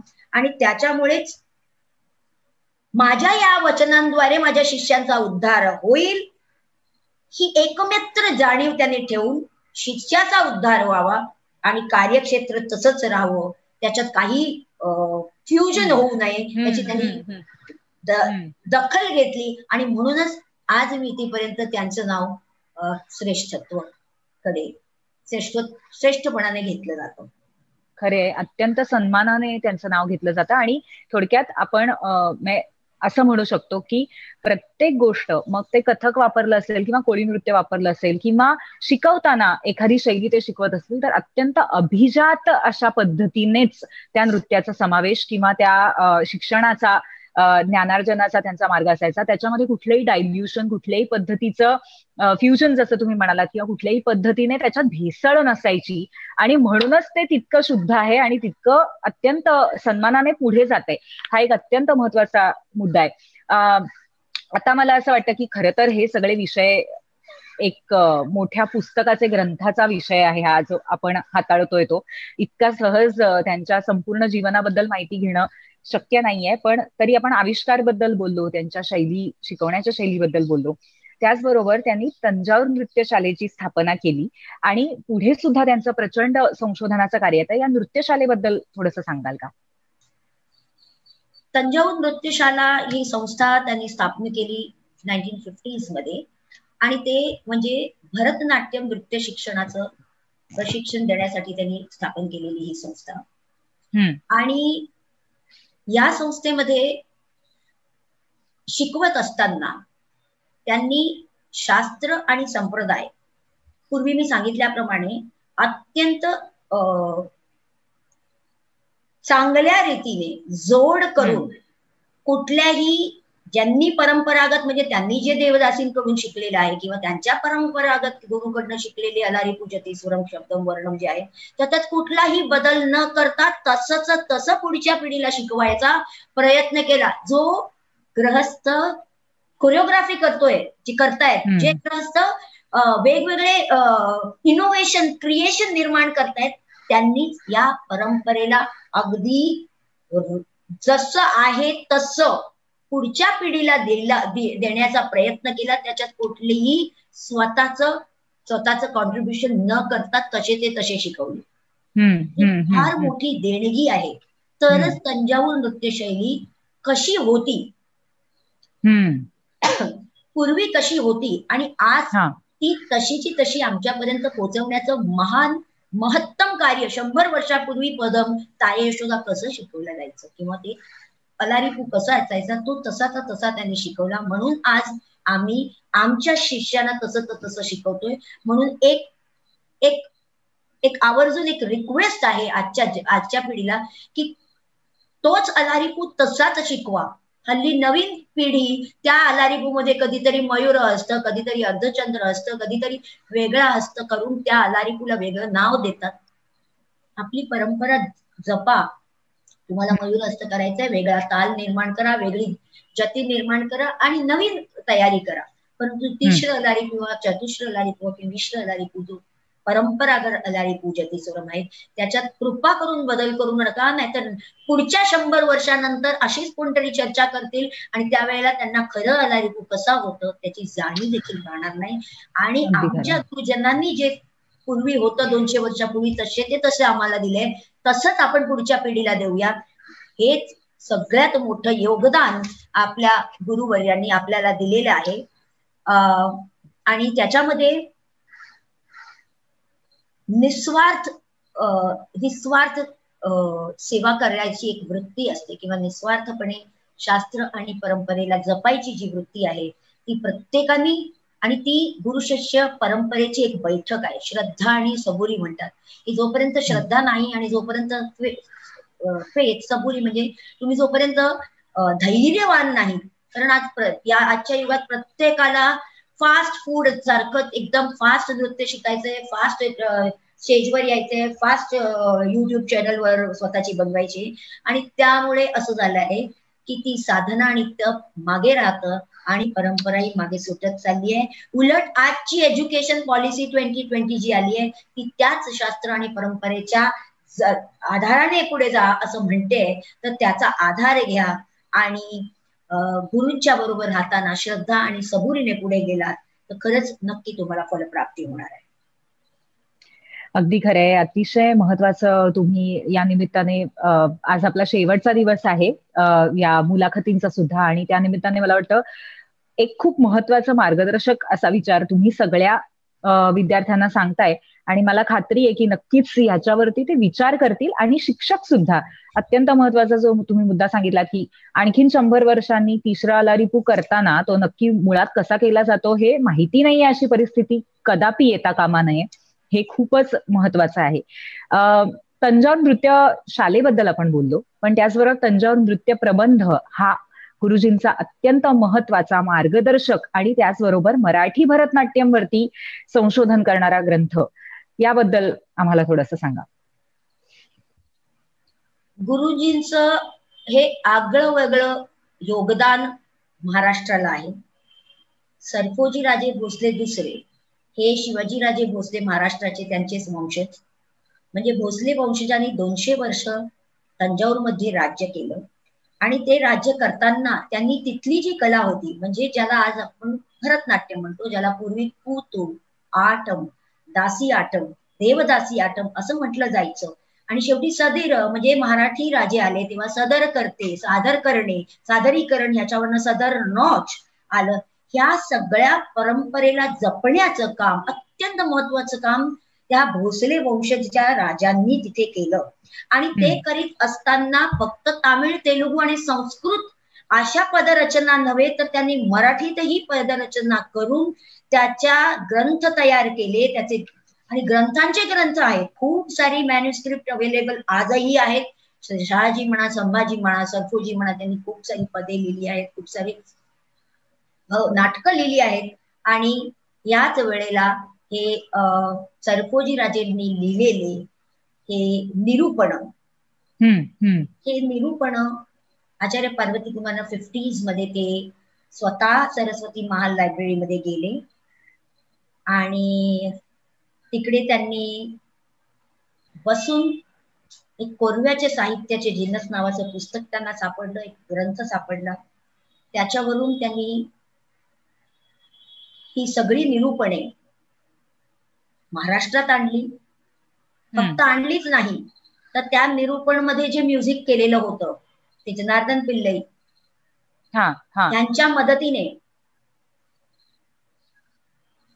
त्यांच्या मदतीने त्याला तालबद्ध आणि रागबद्ध केली. ऑफकोर्स सरफोजी राजे भोसलेंनी ती राग आणि ताल दिलेली होती, त्यांना त्याच्यावर सेट करायची होती, ते बरोबर. ते जुनं मराठी होतं, त्या मराठी मधलं जुनं मराठी त्यांनी ते त्याचे अर्थ काढून, त्याच्या पौराणिक कथा काढून, त्याच्यावर अभ्यास करून त्यांची शिष्या सुचिता भिडे चाफेकर यांच्यावर खूप सारे मराठीची नृत्यपदे बसवली. आणि तंजावर नृत्य प्रबंध नावाचा जो ग्रंथ महाराष्ट्र संस्कृती आणि साहित्य मंडळाने तो प्रकाशित केला, त्यामध्ये 3 निरूपणं आहेत, म्युझिक आणि हस्त, पाद इत्यादींची रचना सांगणारे, आणि त्याचबरोबर नृत्य लिपीचा परिचय देखील पार्वती कुमारांचीच देणगी आहे. नृत्य लिपी म्हणजे नृत्य कसं लिहावं, म्हणजे आज आपण शिकतो आणि शिकल्यानंतर विसरून गेलो, तर आपल्या पुस्तकात ते कसं लिहिलं गेलं असावं, तालात कसं लिहायचं. मग उजवा पाय म्हणजे 1, डावा पाय म्हणजे 2, उजवा हात म्हणजे R, डावा हात म्हणजे एल असं लिहून काढायचं. म्हणजे पुढे जेव्हा आपण विसरू तर त्याचं म्हणजे नृत्यलिपीचा परिचय देखील ह्या ग्रंथामध्ये दिलेला आहे. आणि या संशोधनात्मक कार्याचं नृत्य सादरीकरण कसं करायचं, कोणालाही ते सादरीकरण करायचं असेल तर ते तुम्ही नृत्यलिपी वाचून ते करू शकता. इतकं सोपं करून त्यांनी महाराष्ट्राला ते दिलं आहे. त्यानंतर त्यांची दुसरी शिष्या पारुल झवेरी, आता शास्त्री, पारुल झवेरी शास्त्रीला त्यांनी एक राग, एक ताल आणि एक कथा असं एक निरूपण, सखीने नायिकेस बुद्धिवाद सांगण्याची कल्पित कथा हे सादरीकरण करून घेतलं. कारण सुचिताताईंना शिकवत असताना वेगवेगळ्या निरूपणातले वेगळे आयटम्स, वेगवेगळे कंपोजिशन्स जायचे. इथे एक कथा, एक राग, एक ताल आणि त्याचं संपूर्ण 14 जय जय शरणू अलारू शोल्ल, वर्ण, शब्द, वर्ण, स्वरपद, स्वरजती, अभिनयपद, तिल्लाना, जक्किनी, प्रबंध, त्रिपुट असे जे 14 आयटम आणि शेवटी कौत्तम हे सादर केले गेले. आणि मला एक सांगू, मला अत्यंत आठवतोय की मी खूप लहान होते आणि त्याचं सादरीकरण अगदी डॉक्टर कपिला वात्स्यायनजींच्या समोर त्यांच्या कपिला वात्स्यायनचा आग्रह होता की हे सरस्वती महाल लायब्ररीच्या तिकडे संगीत महाल उघडून, म्हणजे संगीत महाल बंद असतं त्याला साफ करून घेऊन आर्कायवल आपले त्यावेळचे आर्किओलॉजिस्ट आणि त्यांच्या समोर, आणि त्यांनी ते उघडायला लावलं. आणि त्यावेळेला मला गुरुजींनी नेलं. मी खूप लहान होते. भक्ती बर्वेंनी ते मराठीत तिकडे त्याचं निवेदन केलं आणि ते सदर उघडून तिकडे ते सादर केलं गेलं होतं.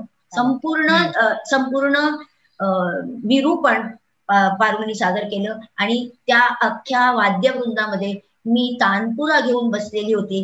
हेही मला आज असं वाटतं की जे गुरुजी म्हणतात किंवा गुरुजींनी शिकवले, या पठती लिखती पश्यती परिपृच्छती पंडितान उपाश्रयती. पंडितांबरोबर राहिलात की तुम्हाला काय काय शिकायला मिळत असतं. म्हणजे न भूतो न भविष्यती ते परत संगीत महाल कधीच उघडलं गेलं नाही त्यानंतर, आणि कधीच परत तिथे प्रोग्राम नाही झाले, कारण तिथे त्यांची अवस्था खूप नाजूक असल्या कारणाने. परंतु ते उघडलं गेलं आणि तिथे प्रस्तुत केलं गेलं, जिथे राजदरबारी आणि देवदासी नृत्य करत असायचे. त्या रंगमंचावर बसण्याची मला संधी फक्त गुरुजींमुळे प्राप्त झाली. सो म्हणूनच शिष्यांनी किंवा विद्यार्थ्यांनी पंडितान उपाश्रयती हे खरंच सर्वात मोठं ते जे विद्याप्राप्तीचे जे गुण आहेत त्याच्यापैकी एक आहे असं मी म्हणते आहे. आणि म्हणूनच ह्या सगळ्या मराठीचा एक वेगळा प्रवास मला अगदी 1980च्या पूर्वीच मिळाला होता. म्हणजे 1981 मध्ये आम्ही सगळे तंजावरला गेलो, त्याच्यानंतर चिदंबरमला गेलो, तिकडे सगळे परफॉर्मन्स झाले. आणि त्याच काळात म्हणजे 1980च्या सुमारास, हो हे 78-79 मध्ये परफॉर्म झाले. 80च्या सुमारास मी SSC पास झाले आणि स्वतः संस्कृतचा अभ्यास करण्याची आवड असणाऱ्या गुरु, मी संस्कृतचा अभ्यास करावा अशी त्यांची जिद्द होती म्हणायला हरकत नाही. आणि त्याचा विरोध माझ्याकडून झाला, कारण मी डॉक्टर बनायला मागत होती. मला काही संस्कृत विषय घेऊन तज्ञ व्हायचं नाही आणि मी डॉक्टरच होणार अशी जिद्द करून अगदी घर सोडण्यापर्यंतची मी सगळे आक्रंद तांडव केलेले होते. पण त्यानंतर जेव्हा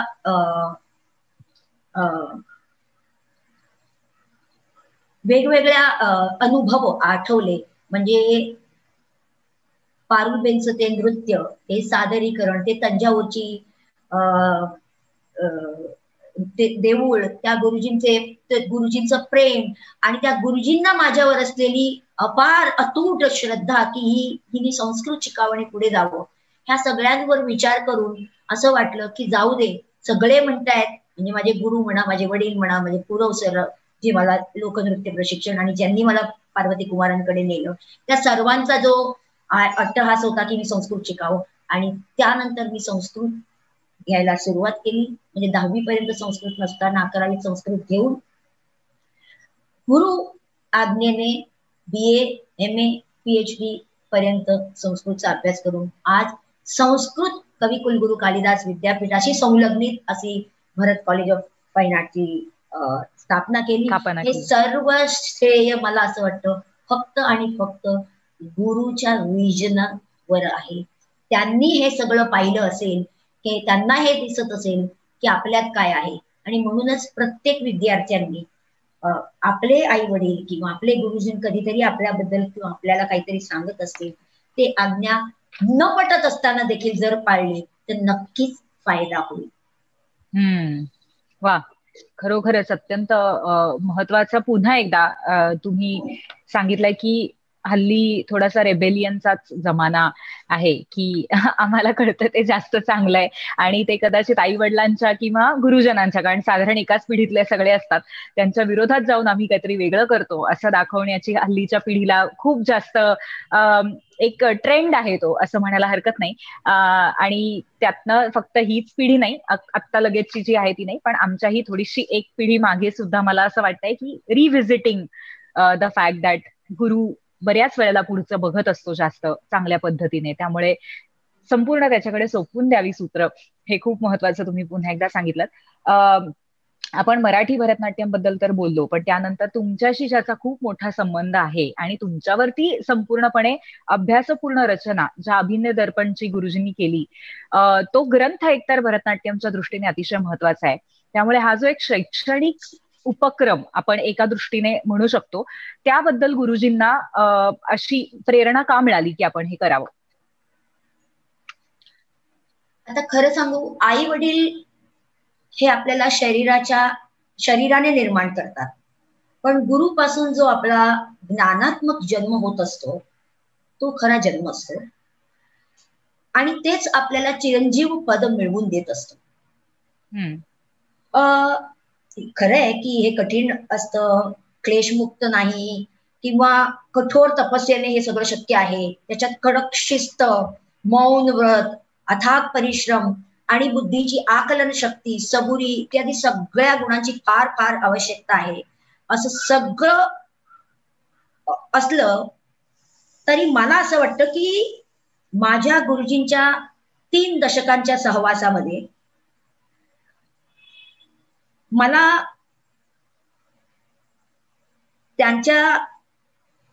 त्यांच्याबद्दल एक श्लोक आठवतो.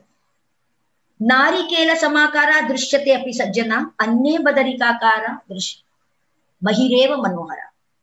अगदी नारळासारखं व्यक्तिमत्व असलेले ते गुरु बाहेरून खडखडीत ओरडायचे, म्हणजे अगदी म्हणजे तुम्ही शिष्यगण जेव्हा तिकडे जायचे तरी ते माझ्या नावाने ओरडायचे, तुझी गुरु अशी किंवा संध्या अशी असं म्हणून ओरडायचे. आणि तेव्हा एखाद्या शिष्याने येऊन मला विचारलं पण होतं की गुरुजी एवढं ओरडतात तरी तुम्ही गुरुजींकडे का जातात? तेव्हा मला त्यांना हा श्लोक द्यावा लागला आणि त्यावेळेला मी हा श्लोक त्या मुलांना दिला होता की गुरु हा बाहेरून जरी चोट मारत होता, अंतर हात सहार देत बाहर मारे चोट. गुरु कुंभार और शिष्य घट, घट घट काढे खोट, अंतर हात सहार देत बाहेर मारे चोट. ही बाहेरील चोट आहे, तुम्हाला दिसते ती बाहेरनं दिसते, आतून त्यांनी काय दिले आहे, काय देत आहेत ते तुम्हाला कधीच कळणार नाही जोपर्यंत तुम्ही गुरुच्या मनाच्या हृदयात बसून बघत नाही की त्याच्या मनात तुमच्यासाठी काय आहे. आणि म्हणून अभिनय दर्पणचे नंदिकेश्वराचे अभिनय दर्पणचे श्लोक शिकवण्याच्या अगोदरची पहिली पायरी म्हणजे त्यांनी माझ्याकडून संस्कृत शिकायला लावलं. आणि संस्कृतची बैठक आल्याबरोबरच आणि अत्यंत पहिला श्लोक म्हणजे त्यांनी मी म्हटलं तसा सत्वाची बैठक करून दिली. सत्व गुण किंवा सत्विक सुख काय आहे ह्याची जी बैठक त्यांनी मला दिली, त्यापासून ते माझं संस्कृत प्रशिक्षणाची सुरुवात आणि त्या प्रशिक्षणाच्या सुरुवातीबरोबरच त्यांनी माझा अभिनय दर्पणाचे संस्कृतचे श्लोक बसवायला सुरुवात केली. आणि त्याच्यातही त्यांनी पहिला श्लोक मला शिकवला नाही, अंगिकम भुवन मला नाही शिकवला. त्यांनी 324व्या श्लोकापैकी 222 केली. देवहस्त जिथून सुरुवात होतात त्या देवहस्तापासून त्या श्लोकाची सुरुवात केली. त्याला आम्ही तिसरा भाग म्हणतो. पहिला भाग त्यांनी पूर्वरंग विधी आणि शिरोभेद दृष्टीभेद ग्रीवाभासाठी ठेवला. दुसरा भाग त्यांनी हस्तभेद असंयुक्त आणि संयुक्त हस्तभेदांसाठी ठेवला. आणि तिसरा विभाग त्यांनी केला होता नृत्य सादरीकरणामध्ये, तो म्हणजे देवहस्त पासून ते देवहस्त, दशावतार हस्त, नवग्रह हस्त आणि पादचारीमध्ये स्थानक, उत्प्लवन, चारी, गतिभेद असे 3 विभाग दृश्य स्वरूपाचे सादरीकरणासाठी केलेले होते. आणि त्याच्यात पहिल्याच देवहस्तामध्ये ब्रह्मा कोण इथपासून सुरुवात अभ्यासाला केली. यू विल नॉट बिलीव्ह, आम्ही 1 महिनाभर ब्रह्मा या शब्दावर अभ्यास करत होतो. अगदी वेगवेगळ्या पुस्तकातनं ब्रह्मा आणि ब्रह्माची उत्पत्ती आणि ब्रह्माची पौराणिक कथा आणि ब्रह्माची वृत्ती आणि ब्रह्माने केली कार्य आणि ब्रह्माचं, आणि असं एक माझ्याकडे 100 किंवा 125 पानी फुलस्केप आहे ज्याच्यावर मी ब्रह्माविषयीची माहिती लिहिलेली आहे आज पण माझ्याकडे. बापरे. आणि अशा पद्धतीने ब्रह्माला समपाद स्थान, त्याची सात्विक वृत्ती, विष्णू सर्जन करणारा म्हणजे आयत मार्गी स्थान आणि त्याची रजोगुणात्मक वृत्ती, कारण तो प्रवृत्ती सतत करत असल्या कारणाने आणि संहार असल्या कारणाने शिवाची किंवा शंभो वामे मृगशीर्ष दक्षिणे त्रिपताक यामध्ये त्याला आलीड स्थान, जिथे संहाराची सुरुवात होते, म्हणजे सर्जन पासून ते विसर्जन पर्यंत या 3 त्रिपुटी देवतांची स्थान, त्यांची वृत्ती, त्यांचा अभिनय, त्यांचे हस्त, त्यांची हस्त ठेवण्याची पद्धत ह्याच्यावर अभ्यास करून तो केला गेला. त्याच्यानंतर त्याच्यानंतर होते दिक्पाल. तर दिक्पाल हस्त करताना अगदी आम्ही त्यांच्या व्युत्पत्ती शास्त्र ज्याला म्हणतात, त्याला इटिमॉलॉजी म्हणतात, त्या व्युत्पत्ती शास्त्राच्या आधारे त्यांनी वरुण शब्दाचा शोधल्यानंतर वृ उनन म्हणजे 4 बाजूने पाणी पसरलेलं आहे त्याचा तो अधिकारी म्हणजे वरुण, म्हणून हा हात असा करून त्यांनी त्याचा जो पाण्याचा अधिकार असलेला तो वरुण असा हस्त नुसते असे हात न दाखवता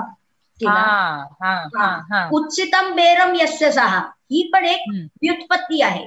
बेर म्हणजे शरीर ज्याचं कुत्सित आहे तो कुबेर. फक्त धनाधिपती असा नाही की ज्याच्या कुत्सित बेर आहे आणि म्हणून हस्त आणि त्याच्या एका हातात गदा आणि एका हातात ती धनाची पोटली आणि त्याचं शरीर आणि ते म्हणून ते त्या स्थानाची निर्मिती, ते स्थान देण्यात आलं. म्हणजे असा एक वेगळा अभ्यास करत करत करत देवहस्त झाले, दशावतार झाले आणि प्रत्येक श्लोक झाले की 10, 15, 20 श्लोक झाले की एक स्कॉलरला बोलवायचे आणि त्याला दाखवायचे ह्याच्यात तुम्हाला कसं वाटतंय किंवा इथे गतीचं काय वाटतंय, इथे चारी, म्हणजे नुसतं स्वतःचं संशोधनच खरं आहे असं न म्हणता त्यांनी प्रत्येक संशोधनात्मक वृत्ती असलेल्या स्कॉलर कडनं, रिसर्चर कडनं त्याचा व्ह्यू पॉइंट मागायचा प्रयत्न केला. अगदी मला वामन अवताराची गोष्ट इथे आठवते की वामन अवतार आम्ही समपादामध्ये दाखवायचा प्रयत्न केला होता आणि तेव्हा कपिलाजी आले होते आणि कपिलाजी म्हणाले, अरे आप तो भरतनाट्यम में कर रहे तो आप इसको आयत मंडलम में क्यों नहीं दिखा रहे हो. हा वामन अवतार. तर त्याच्यावर प्रत्युत्तर देताना गुरुजी म्हणाले होते की मला वामन अवतार हा विदूषक म्हणून नकोय, तो विदूषक दिसता कामा नाही आणि त्याला म्हणून मी समपाद ठेवलाय तर चालेल का. या उत्तरावरच कपिलाजी म्हणाले क्या बात आहे पार्वती कुमारची, म्हणजे प्रत्येक कार्य किंवा प्रत्येक मुवमेंट जी केली गेली होती त्याच्यामध्ये त्यांचा विचार होता, त्यांचा अर्थ होता. त्याच्यात म्हणजे उजवा पाय पुढे ठेवून चालणे किंवा उजवा पाय मागे पावलं ठेवून चालणे याच्यामध्ये देखील अर्थ निष्पत्ती होती. कुठलाही पाय पुढे आणि मागे चालताना अर्थ निरपेक्ष नव्हता किंवा नाही, हे फार महत्वाची गोष्ट आहे. सो नक्कीच. ही झाली अंगिक अभिनयाची क्रिया, त्याच्यानंतर वाचिक, त्याच्यानंतर आहार्य, सात्विक आणि त्याच्यानंतर म्युझिक करत असताना त्यांनी स्वतः त्याचं म्युझिक केलं आणि अगदी चाली लावत लावत अम्माला ते बसवायचे हार्मोनियमवर, ही कशी वाटते, हे कसं वाटते. त्यांना काही संगीताचं मोठं ज्ञान होतं किंवा त्यांना रागावरी येत होती, रागदारी वगैरे असं काही नव्हतं, परंतु उत्स्फूर्त आत्म्याला जे सुचत होतं आणि शब्द कसे तोडायचे ह्याची जाणीव असल्या कारणाने त्यांनी त्याला रागबद्ध केलं आणि संपूर्ण वर्षाताईंनी ते गायलं आणि त्याच्यावर मी परफॉर्म करते. सो मला असं म्हणायचंय की एक दिव्य पुरुषाला किंवा दिव्य व्यक्तीलाच हे शक्य आहे. अगदी खरं. कोण म्हणेल की त्यांना म्युझिकचं ज्ञान नव्हतं, कोण म्हणेल त्यांना संस्कृतचं ज्ञान नव्हतं, तर हे काय शक्य आहे का?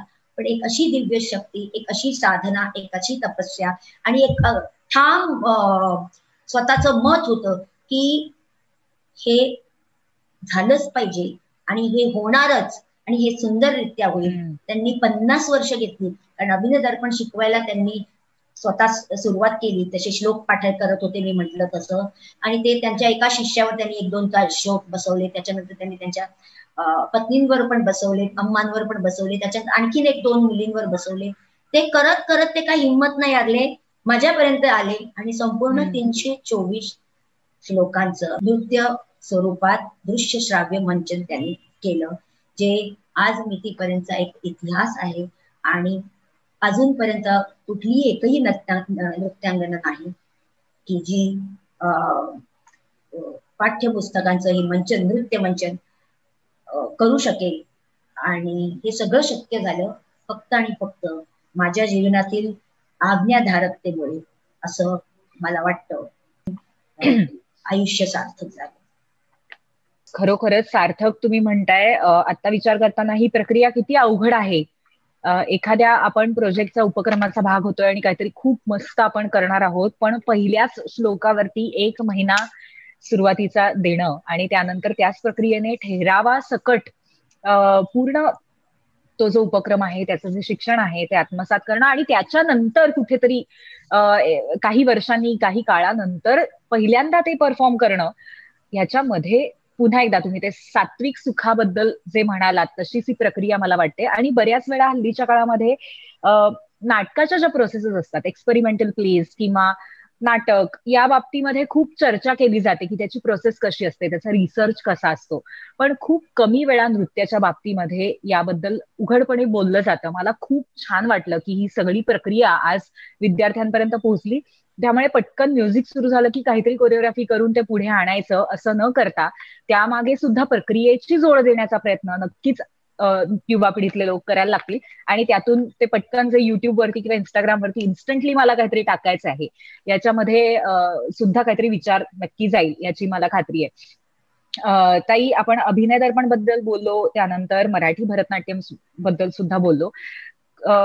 या व्यतिरिक्त सुद्धा गुरुजींनी विविध उपक्रम केले, अनेक शिष्य घडवले आणि महाराष्ट्रामध्ये जास्तीत जास्त लोकांपर्यंत भरतनाट्यम पोहोचावं, सरकारपर्यंत भरतनाट्यम नृत्य सातत्याने पोहोचावं, हे सुद्धा त्यांनी महत्वाचं कार्य केलंय. त्याबद्दल काय सांगाल? मला असं वाटतं की महाराष्ट्र सरकारांनी गुरुजींना खूप मान दिलं, खूप मानपान केलं, खूप स्वागत केलं आणि त्याबद्दल त्यांच्या कार्याची नोंद घेतली गेली प्रत्येक वेळी. अगदी महाराष्ट्र भूषण पासून ते महाराष्ट्र अवॉर्ड पासून ते त्यांचं पुस्तकाचं प्रकाशन म्हणा, या सगळ्यामध्ये महाराष्ट्राने त्यांना खूप सहकार्य केलेलं आहे. आणि गुरुजी पुढचे आणखीन 100 वर्ष जिवंत राहणार आहेत ह्याचीही मला खात्री आहे. तुमच्यासारखे शिष्यगण, म्हणजे आम्ही आमच्याकडून जे काही आम्ही तुम्हाला देऊ शकलो ते गुरु जगणार आहे. परंतु मला असं वाटतं की शेवटी मला असं वाटतं की मी गुरु शिष्य परंपरेचा हा शेवटचा दुवा होती, कारण मी तिथे राहून शिकलो. तुम्ही सगळे येऊन जाऊन असल्यात आणि म्हणूनच आमच्या त्या परंपरेमध्ये आम्हाला जो एक विलक्षण अनुभव झाला तो म्हणजे गुरुस्तु मौनम व्याख्यानम शिष्यस्तु छिन्न संशया. म्हणजे वटतरुण मुले एका वटवृक्षाच्या खाली गुरु असे बसलेले आहेत, डोळे बंद करून बसले आहेत. 100 शिष्य समोर आहेत आणि प्रत्येकाचं मन एकदम संशयहीन होऊन प्रणाम करून सगळे निघून जात आहेत. हा जो एक वेगळा अनुभव मला झालेला आहे. मला माझ्या आयुष्यात कधीही गुरुजींना जाऊन प्रश्न विचारावा असं वाटला नाही किंवा प्रश्न पडला नाही की मला हे येत नाही, की मला हे माहित नाही, की मला हे सांगा. मी प्रश्न घेऊन दारात आतमध्ये गेले की ते बसवायचे आणि सांगायचे आपण ना आज असं करूया, जगकिणीविषयी जरासं मला तुला सांगावं असं वाटतं. आणि मी बरोबर तो जगकिणी यक्षिणीवरनं आला किंवा हे मनात असं काहीतरी प्रश्न घेऊन गेले असणार, किंवा मी समजा अगदीच सायकोलॉजीचा प्रश्न किंवा सोशिओलॉजीचा किंवा समाजाचा किंवा वृत्तींचा असा विचार करून घेतले की त्याच विषयावर ते मला शिकवायला सुरुवात करायचे. आणि हे कसं व्हायचं किंवा हे खरंच वेव्स होते का किंवा हे म्हणजे ही मनाची अवस्था जेव्हा गुरु शिष्यांची होते तेव्हाच तुम्ही खरं काहीतरी शिकू शकता, जेव्हा तुम्हाला प्रश्नच नसतात. तुमच्याकडे प्रश्नांचं समाधान त्यांनी व्याख्या न करता ते मला कळतं.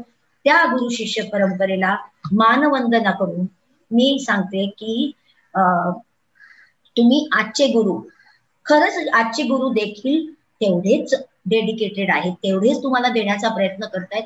योग्य गुरु शोधून काढा, तुम्हाला तो अनुभव नक्कीच होणार आणि तुम्ही पण पुढच्या हव्या त्या पायऱ्या गाठू शकता याची मला खात्री आहे. नक्कीच ताई, तुम्ही म्हणाला ते अगदी खरं आहे. काळ बदललाय आणि परिवर्तन सुद्धा महत्वाचं असतं असं गुरुजींनीच सांगितलेलं आहे. त्यामुळे काळानुसार परिवर्तन गरजेचं आहे, पण शेवटी जो मूळ गाभा आहे या गुरुशिष्य परंपरेचा त्याचा सन्मान कुठेतरी ठेवत आपण पुढे गेलं पाहिजे. आणि मला असं वाटतं की आज आपण जी चर्चा केलेली आहे गेले तासभर, त्याच्यामध्ये तुमचे जे गुरुशिष्य परंपरेतले अनुभव आहेत, गुरुजींबद्दलचे अनुभव आहेत, ते खूपच जास्त आम्हाला सर्वांना पुन्हा एकदा दिशा देणारे आहेत. हल्लीच्या काळामध्ये असं खूप वाटतं की आपण खूप कष्ट करतोय, पण बऱ्याचदा ते कष्ट नुसतेच इकडून तिकडे पळण्यामध्ये, एखाद्या ठिकाणी पोहोचण्यामध्ये किंवा एखाद्या ठिकाणी संधी मिळवण्यामध्ये जातात. त्या संधीसाठी तयारी करण्यामध्ये किती जातात आणि प्रत्यक्ष परफॉर्मन्स किंवा त्याच्या अभ्यासामध्ये किती जातात हा एक वेगळा प्रश्न आहे. सगळं थोडंसं परीक्षा ओरिएंटेड होत चाललेलं आहे, पण त्याचा सन्मान ठेवत आपण शिकवताना आणि शिकताना सुद्धा विविध या गोष्टींचा कसा जास्त खोलवर अभ्यास करू शकू याकडे नक्कीच मला वाटतं विद्यार्थी लक्ष देतील. नाही, तिथे मी तुला थांबवणार. कारण थांबवणार याच्यासाठी की तू म्हणते परीक्षा ओरिएंटेड. गुरु शिष्य परंपरेत परीक्षा नसतात. गुरु शिष्य परंपरेत क्षणोक्षणी पदोपदी परीक्षाच असतात. आणि ती परीक्षासाठी माझं एक उदाहरण म्हणजे अभिनय दर्पण शिकल्यानंतर 1986 मध्ये आम्ही परफॉर्म केल्यानंतर मला डायरेक्ट झोनल सेंटर कडनं पत्र आलं की तुम्ही परफॉर्म करायला या अभिनय दर्पण. आणि मी आनंदाने तो पत्र घेऊन गुरुजींकडे गेले. गुरुजी म्हणाले अभिनय दर्पण तुझं आहे, मग तुझं आणि नाच. तेव्हा मला कळलं की अरे माझं काहीतरी चुकलंय. आणि म्हणून मी त्यांना त्या झोनल सेंटर्सना सांगितलं की बाबा पार्वती कुमारांजींच्या नावावर एक पत्र पाठवा आणि हे त्यांचं रिसर्च आहे. त्यांनी इमिजिएट ऐकलं आणि त्यांनी इमिजिएट पत्र पाठवलं गुरुजींचं. आणि गुरुजी म्हणाले मी आता हे प्रोडक्शन INT ला देऊन ठेवलं आणि आता मी INT कडनं करणार. आणि तेव्हा मी तुमच्यासारखीच यंग होती म्हटल्यानंतर मी ते गुरुजींना म्हटलं मी आता परत त्या झोनल सेंटरला सांगणार नाही की तुम्ही INT ला पत्र लिहा, किती वाईट वाटतं वगैरे, असं तसं नको करूया. असं करून मी एक छोटासा स्टँड घेतला म्हणायला हरकत नाही. त्या स्टँडची शिक्षा म्हणजे मी 2 वर्ष माझं नृत्य त्यांनी बंद केलं. सकाळी 9 ते रात्री 9 त्यांच्या घरात जाऊन बसायची. आणि ही परीक्षा छोटी नव्हती. तुमच्याशी बोलत नाही, तुम्हाला शिकवत नाही, जेवण देत आहेत तुम्हाला 2 टाइम अम्मा जेवायला देते, नाश्ता देते, सगळं करते, फक्त शिकवत नाही, तुमच्याकडे बघत नाही आणि बोलत नाही. 1 दिवस 2 दिवस ठीक आहे हो, तुम्ही करून बघा 2 वर्ष. म्हणजे परीक्षा जर तुम्ही देताय तर आम्ही देखील परीक्षेतनं गेलेलो आहोत हे मला फक्त सांगायचं होतं. आणि म्हणूनच गुरु हा ओरडा देतोय, गुरु शिष्याला दाबून ठेवतोय, गुरु शिष्याचं शोषण करतोय, हे सगळे विचार बाजूला ठेवा. तुम्ही सर्वांनी, आपण सर्वांनी या कलेला, जी नृत्यकला वर्षानुवर्ष देवदासींनी जोपासली, राजा राजवाड्यांनी जोपासली, आणि गुरुजनांनी जोपासली, नटवरांनी जोपासली आणि आज आमच्यापर्यंत पोहोचवली. आम्ही भाग्यवान आहोत की आम्हाला ह्याचा एक अंश बनायला मिळाले आहे, की आम्ही ही पुढच्या पिढीला परत देणार आहोत. आपण त्याचं कौतुक करूया, त्याला सांभाळून ठेवूया. मी म्हणण्यापेक्षा, माझी कोरिओग्राफी, ह्याच्यापेक्षा आमची परंपरा ही पुढे जाऊ दे, ह्याला श्रद्धेने मान घालून सगळ्यांनी पुढे जाऊया आणि सगळ्यांनी हातभार लावूया. ही भरतनाट्यम जिवंत राहावं, भरतनाट्यम परंपरा सुंदर राहावी, आहे तशी राहावी आणि तरीही त्याच्यात परिवर्तन होऊन त्याच्यात नवीन नवीन घडत राहावं असा प्रयत्न करत राहूया असं मला वाटतं.